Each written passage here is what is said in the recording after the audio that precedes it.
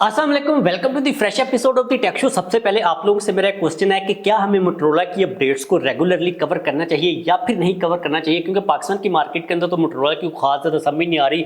कुछ डिस्ट्रीब्यूटर्स के through Motorola वाले इन करने की कोशिश कर रहे हैं, लेकिन उनकी भी समझ नहीं आती कि डिस्ट्रीब्यूटर खुद से लगे हुए हैं या फिर मोटरोला का कोई बैकअप हैंड है या फिर नहीं है। लेकिन क्वेश्चन ये है कि क्या हमें जो अपडेट्स इंटरनेशनल मार्केट के अंदर आ रही होती हैं, जो फोन्स इंटरनेशनल मार्केट के अंदर लॉन्च हो रहे होते हैं, उनको कवर करना चाहिए या फिर नहीं करना चाहिए। दी टेक शो के अंदर आप लोगों ने अपनी ओपिनियन का इज़हार लाजमी तौर पर करना है, क्योंकि मैं ये चाह रहा हूँ कि हमें अपडेट रहे कि कौन सा मोटरोला का फ़ोन मार्केट के अंदर लॉन्च हुआ इंटरनेशनली, ताकि हम लोग उस लिहाज से अपने आप को प्रिपेयर कर सकें। क्योंकि ऐसा भी हो सकता है ना कि जो डीलर पाकिस्तान के अंदर मोटरोला के फ़ोन को लेके आ रहा है वो कि ओल्ड फैशन पुराने वाले वेरिएंट्स को लेके आ जाए, और पाकिस्तान की मार्केट की सिचुएशन इस किस्म की चल रही है कि हमें कोई पुराना फ़ोन भी जब मिलेगा हमें ये लगेगा कि एज़ कम्पेयर टू इस वक्त हमें जो फ़ोन मिल रहे हैं पाकिस्तान की मार्केट के अंदर इन द करंट सिचुएशन वो थोड़ा सा बेहतर ही फील होने वाला है। तो आप लोगों की क्या ओपिनियन है, आप लोग अपनी ओपिनियन का इज़हार लाजमी तौर पर कीजिएगा।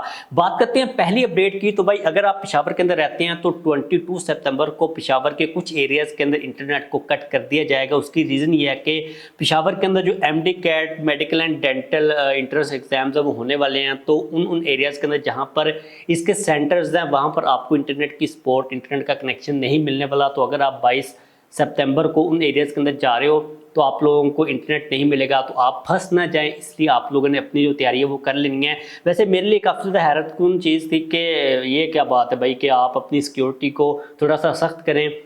चीटिंग को रोकने के लिए बेसिकली ये काम किया जाएगा, जितने भी एग्जामिनेशन सेंटर्स उनके बाहर जैमर्स लगाए जाएंगे ताकि भाई जो कम्युनिकेशन उसको रोका जा सके।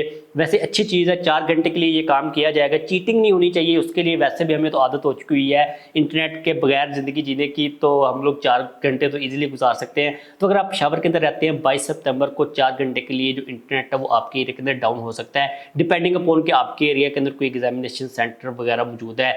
इसके बाद जो नेक्स्ट अपडेट है ना ये काफ़ी ज़्यादा इंटरेस्टिंग है। तो अभी रिसेंटली पाकिस्तान कस्टम्स ने तकरीबन 4 करोड़ 46 लाख वर्थ के फोन को बॉर्डर से सील किया, उनको पकड़ा जो कि पाकिस्तान के अंदर इलीगली इंपोर्ट किए जा रहे थे। इसके अंदर आपको टोटल 15,465 के करीब फोन नजर आते हैं जो कि डिफरेंट कंपनीज के थे। आईफोन्स भी इसके अंदर शामिल थे, एंड्रॉयड फोन्स भी थे, कुछ बार फोन भी थे जो कि पाकिस्तान के अंदर इंपोर्ट किए जा रहे थे। उनके ऊपर ड्यूटी शूटी का कोई सीन नहीं था, सिर्फ डायरेक्टली तौर पर इलीगली बॉर्डर के थ्रू स्मगल किए जा रहे थे। आई एम नॉट श्योर कि ये कौन सा वाला बॉर्डर था, लेकिन भाई काफ़ी ज़्यादा बड़ी अमाउंट बन रही है। ये तो वो वाली अमाउंट है ना जो कि पकड़ी गई है। आप आइडिया लगाएं कि पाकिस्तान के अंदर जितने भी किट फोन्स आ रहे होते हैं, जितने भी इंपोर्टेड फोन्स होते हैं जो कि यूज्ड रिफर्बिश्ड आ रहे होते हैं, वो इसी किस्म के तरीकों के थ्रू ही आ रहे होते हैं। उनके ऊपर किसी किस्म की कोई भी ड्यूटी पे नहीं की गई होती। इसलिए हम लोग देखते हैं कि आजकल काफ़ी ज़्यादा सी नज़र आ रहा है कि एक बंदे का फ़ोन जो कि वो काफ़ी देर से यूज़ कर रहा होता है उसको पीटी वाले बैन कर देते हैं, क्योंकि रिसेंटली पीटी ने काफ़ी ज़्यादा फ़ोन को बैन भी किया है। और इनके अंदर खतरा ये भी होता है कि पैच वगैरह करके फ़ोन को कुछ जुगाड़ लगा के उसके थ्रू कोई क्राइम वगैरह करके कोई इलीगल एक्टिविटी करके उसको मार्केट के अंदर बाद में इजीली सेल भी किया जा सकता है।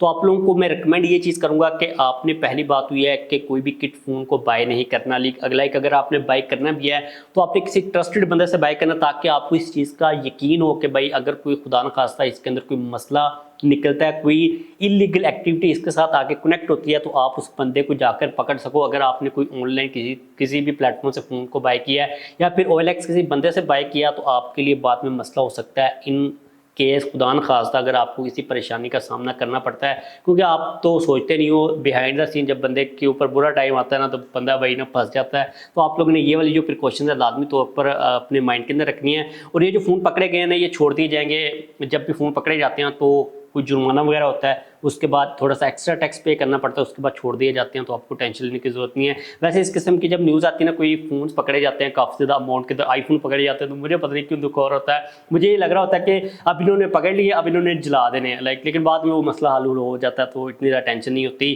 खैर हम लोग मूव करते हैं नेक्स्ट अपडेट के ऊपर जो कि है सैमसंग गैलेक्सी A56 के बारे में। तो अपडेट ही आ रही है कि जो सैमसंग गैलेक्सी A56 होगा as compared to Samsung Galaxy A55 काफ़ी ज़्यादा पावरफुल होगा। उसके अंदर जो प्रोसेसर होगा, जो न्यूरो प्रोसेसिंग यूनिट होगा, उसको काफ़ी ज़्यादा इंप्रूव किया जाएगा। अब ये कह रही है कि Exynos 5080 का प्रोसेसर उसके अंदर लगाया जाएगा और साथ में Xclipse 540 का GPU हमें मिलने वाला है जो कि एज़ कम्पेयर टू A55 अगर हम लोग देखते हैं GPU के काफ़ी ज़्यादा पावरफुल होगा। और उसके अंदर जो न्यूरो प्रोसेसिंग यूनिट होगा उसको भी काफ़ी ज़्यादा कैपेबल किया जाएगा। ताकि जो गैलेक्सी ए के फीचर्स हैं उनको काफ़ी डिसेंटली हैंडल कर सके A56, क्योंकि जो सैमसंग की नेक्स्ट जनरेशन की ए सीरीज़ आने वाले हैं उसके अंदर आपको जो गैलेक्सी ए के फीचर्स हैं वो सारे के सारे मिलने वाले हैं, तो काफ़ी पावरफुल होने वाला है। इसका एक डायरेक्ट फ़ायदा हमें यह भी मिलेगा कि हम लोग गेमिंग अगर करेंगे तो हमारी गेमिंग काफ़ी ज़्यादा सॉलिड होगी, क्योंकि जब आप प्रोसेसर की परफॉर्मेंस को इंक्रीज़ करोगे तो फ़र्क नहीं पड़ता कि आपने ए फीचर्स के लिए उसको इंप्रूव किया, जो गेमिंग की परफॉर्मेंस है वो भी डेफिनेटली इंप्रूव होने वाली है। इसके बाद हम लोग मूव करते हैं नेक्स्ट अपडेट के ऊपर, जो कि है आईफोन 17 सीरीज़ के बारे में। तो ये चीज़ कही जा रही है कि आईफोन 17 प्रो और प्रो मैक्स के अंदर एप्पल 2nm के ऊपर बेस्ड आर्किटेक्चर वाले प्रोसेसर को यूज करने वाला है। अगर हम लोग अभी रिसेंट सिनेरियो के ऊपर देखते हैं तो एप्पल वो वाहिद कंपनी है जो कि अपने फोन्स के अंदर 3nm चिपसेट्स को यूज कर रही है, और सेकंड जनरेशन उनकी चल रही है A18, जो A18 प्रो है उनके अंदर आप लोगों को 3nm के ऊपर बेस्ड चिपसेट्स मिलते हैं। लेकिन TSMC वाले 2025 के अंदर 2nm के ऊपर बेस्ड जो आर्किटेक्चर वाले प्रोसेसर्स हैं उनकी प्रोडक्शन स्टार्ट कर देगा, और ये चीज़ कही जा रही है, पॉसिबिलिटी है कि A17 सीरीज़ के अंदर आपको 2nm के ऊपर बेस्ड प्रोसेसर वाले जो आईफोन्स हैं वो मिल सकते हैं। अब यहाँ पर अगर हम लोग कंपटीशन के ऊपर थोड़ा सा देख लेते हैं तो कंपटीशन के अंदर अभी 4nm वाले चिपसेट ही चल रहे हैं।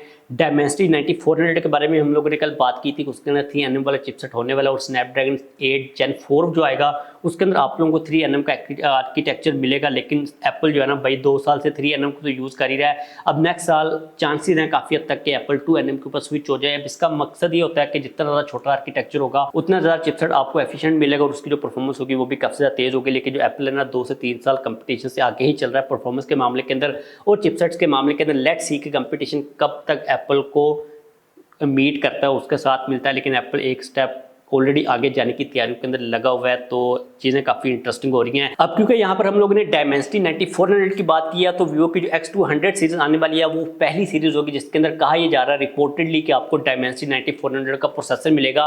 वीवो की X200 सीरीज के किसी फ़ोन की एक पिक्चर सामने आई, आप लोग यहाँ पर देख सकते हो। पिक्चर के अंदर जो आपको चांद नज़र आ रहा है ना, इसके बारे में कहा जा रहा है कि ये ओरिजिनल चांद नहीं है, इसके अंदर थोड़ी सी आर्टिफिशियल ट्वीक्स वगैरह की गई है। मतलब कि जो चांद है वो तो हमें एक ही नज़र आता है, चाहे हम लोग किसी भी दुनिया के कोने से देखें। तो कंपनी क्या करती हैं कि आर्टिफिशियली चांद के ऊपर थोड़ी सी मास्किंग करके ना उसको थोड़ा सा लाइक कॉपी करके ओरिजिनल चांद की तस्वीर उसके ऊपर थोड़ी सी लगा देते हैं ताकि ना अच्छा चांद नज़र आए। लेकिन जो हार्डवेयर होने वाली है वीवो X200 के अंदर वो काफ़ी ज़्यादा कैपेबल होने वाली है। 50 मेगापिक्सल का मेन सेंसर, 50 मेगापिक्सल का अल्ट्रा वाइड, 50 मेगापिक्सल का टेलीफोटो सेंसर, और जो सेंसर्स भी यूज़ किए जाएंगे वो काफ़ी लेटेस्ट टेक्नोलॉजी वाले लेटेस्ट सोनी के सेंसर्स को यूज़ किया जाएगा।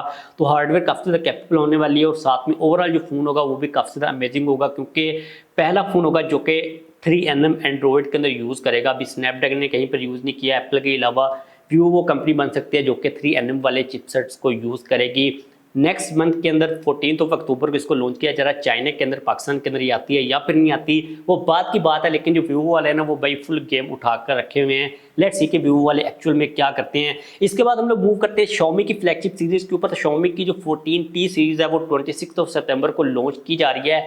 उसके कुछ फीचर्स के बारे में अपडेट सामने आई है। जो सैमसंग के गैलेक्सी AI फीचर्स थे ना, अब वो आने वाले हैं Xiaomi के फ़ोन्स के अंदर भी, क्योंकि बेसिकली तो वो गूगल के ही फीचर्स थे, गूगल जेमिनी के फीचर्स थे जिसके अंदर सर्कल टू सर्च आता है। तो इस किस्म के जितने भी फीचर्स हैं, चाहे आप लोग AI नोट्स की बात कर लेते हो, इंटरप्रेटर की बात करते हो, सारे के सारे फीचर्स अब आपको Xiaomi 14T सीरीज़ के अंदर आते हुए नजर आएंगे, क्योंकि बेसिक प्रोजेक्ट तो गूगल का ही है। अब गूगल के जितने भी जेमिनी के फीचर्स हैं आपको एंड्रॉयड के अंदर आहिस्ता आहिस्ता रोल होते हुए नजर आएंगे। बाकी क्या स्पेसिफिकेशंस होती है Xiaomi 14T की और 14T Pro की, आई थिंक 2 वेरिएंट्स को ही लॉन्च किया जाएगा।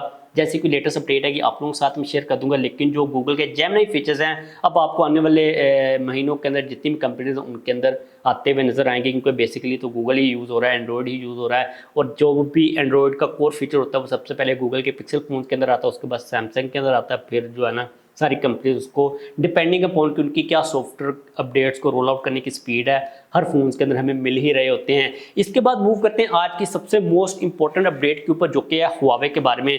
जब गूगल का बैन लगा हुआवे के ऊपर तो हुआवे ने काफ़ी ज़्यादा मेहनत के बाद डिज़ाइन किया हार्मनी OS। बेसिकली वो एंड्रॉयड ही था, एंड्रॉयड की ही बेस थी, लेकिन उस एंड्रॉयड की बेस के ऊपर, एंड्रॉयड की ग्रेवी के ऊपर हुआवे ने अपने थोड़े से मिर्च मसाले डालकर उसको नाम दे दिया हार्मनी OS का। लेकिन अब हुआवे वाले काफ़ी बड़ा स्टेप लेने वाले हैं। हुआवे एक हार्मनी OS का नेक्स्ट वर्जन लॉन्च करने वाला है, जिसके अंदर हुआवे टोटली तौर पर एंड्रॉयड को गुड बाय करने वाला है। लाइक बिहाइंड द सीन जो बेस थी ना एंड्रॉयड की, जो एंड्रॉयड के कोर्स थे, जो बेसिक सारी चीज़ें थी, उनको ख़त्म करके नए सिरे से हुआवे वाले जो हार्मनी ओएस नेक्स्ट को लेके आएंगे, उसके अंदर एंड्रॉयड का किसी किस्म का कोई भी लेना देना नहीं होगा। जिस तरह एप्पल का iOS है ना, एक टोटली तौर पर डिफरेंट ऑपरेटिंग सिस्टम है, उसी तरह हुआवे अब हार्मनी ओएस नेक्स्ट के अंदर टोटली एक डिफरेंट ऑपरेटिंग सिस्टम को अपनी डिवाइसेस के अंदर इंट्रोड्यूस करवाने वाला है। अब यहाँ पर दो इंपॉर्टेंट चीज़ें आती हैं। पहली चीज़ तो ये आती है कि क्या हुआवे वाले इसको चाइना की मार्केट तक ही लिमिट करने वाले हैं अपने आप को, या फिर हुआवे का एक काफ़ी बड़ा प्लान है, हुआवे इतनी ज़्यादा इन्वेस्टमेंट कर सकता है। क्योंकि अगर इनका प्लान है ना चाइना की मार्केट तक की, तो वहाँ पर उनकी मार्केट छोटी है, वो ईजिली अपने नए ऑपरेटिंग सिस्टम को लेके चल सकते हैं। लेकिन अगर ग्लोबल मार्केट की बात की जाए तो वहाँ पर हमें तो गूगल की एप्लीकेशंस चाहिए, चाइना वालों को तो चाहिए नहीं होती, वो अपनी ही एप्लीकेशंस चला रहे होते हैं। लेकिन इंटरनेशनल मार्केट के अंदर क्या गूगल वाले सपोर्ट करेंगे हुआवे के नए ऑपरेटिंग सिस्टम को? क्या इतना ज़्यादा डाटाबेस आ सकेगा, इतनी ज़्यादा एप्लीकेशंस आ सकेंगी, डेवलपर्स आ सकेंगे हुआवे के ऑपरेटिंग सिस्टम के ऊपर? क्योंकि पहले ये सिस्टम था कि जो हार्मनी ओएस था वो बेसिकली तो एंड्रॉयड ही था, तो एंड्रॉयड के एप्लीकेशंस जुगाड़ वगैरह लगाकर जो थर्ड पार्टी ऐप स्टोर थे, प्ले स्टोर वगैरह थे, उनके थ्रू एप्लीकेशंस रन कर जाती थी, क्योंकि वो बेसिक तो एंड्रॉयड ही था। लेकिन अब अगर उनका बेसिक आर्किटेक्चर ही बदल जाता है, बेसिक कोर ही बदल जाती है, तो एंड्रॉयड की एप्लीकेशंस तो चलेंगी नहीं। तो क्या नए सिरे से नई सारी की सारी एप्लीकेशन जो कि इंटरनेशनल मार्केट के अंदर चल रही होती हैं, हुआवे उनको अपने ऑपरेटिंग सिस्टम के ऊपर लेके आ सकेगा या फिर नहीं लेके आ सकेगा? तो काफ़ी एक बड़ा गैम्बल है जो कि हुआवे प्ले करने वाला है। वैसे उनको इतना खास फर्क पड़ना भी नहीं चाहिए। अब इंटरनेशनल मार्केट के अंदर हुआवे का शेयर तो आई थिंक ख़त्म ही हो चुका है टोटली तौर पर, तो वो एक नए ऑपरेटिंग सिस्टम के साथ आएंगे।